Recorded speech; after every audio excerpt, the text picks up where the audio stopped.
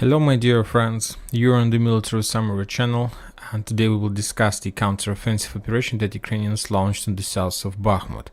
Prigozhin, the head of Wagner's, yesterday in the evening of the local time reported that, or during the night, that Ukrainians launched their counter-offensive operation and they attacked the Wagner's flanks on the south, exactly in this area.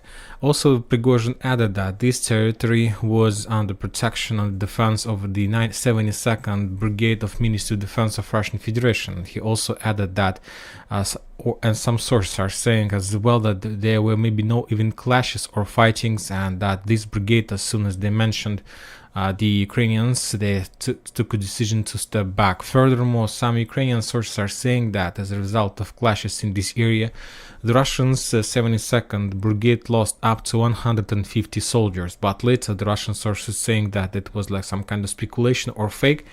Anyway, now it's very difficult to determine who's lying or who's saying the truth, but anyway, we see what we see.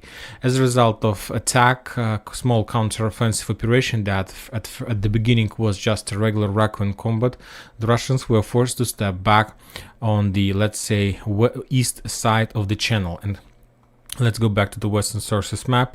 Currently, we are talking about this bridgehead, and as far as I understand, as a result of attack, the Ukrainians were launching their attacks from Pritechi and Stupachki in this direction, and as a result of that attack, the Russians were forced to step back, and currently the front line goes somewhere here.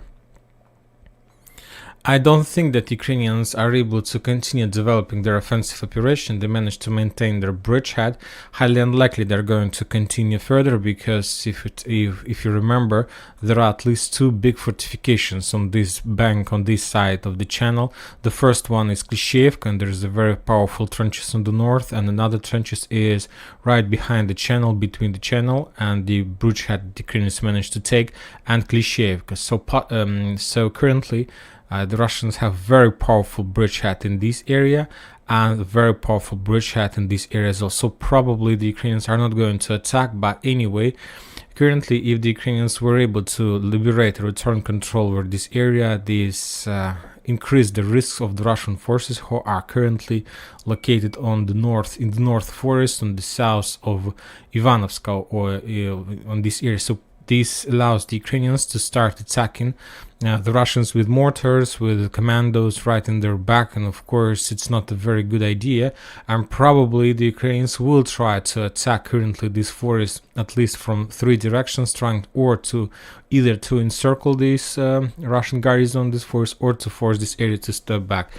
And if the Ukrainians are able to do this, of course, they will be able to restore at least N32 road to supply and support the forces in Bakhmut, and this can bring a lot of problems for the Russians. Prigozhin also added this morning that he has already made decisions and given orders how to reduce the risk and the problems from this situation. The commanders of Wagner's have already found a solution, and I believe that during this day they will try to regain their lost positions, and we're going to see continued clashes in this area. But as I understand from the other side, as I understand, the Ukrainians will increase the pressure and they will try not to give this bridgehead back. And that's it for this short update. The Military Summary channel reminds to condemn any violence in Ukraine. Thank you for watching. Subscribe to my channel, put your likes, join my Patreon. Have a good day. Bye bye.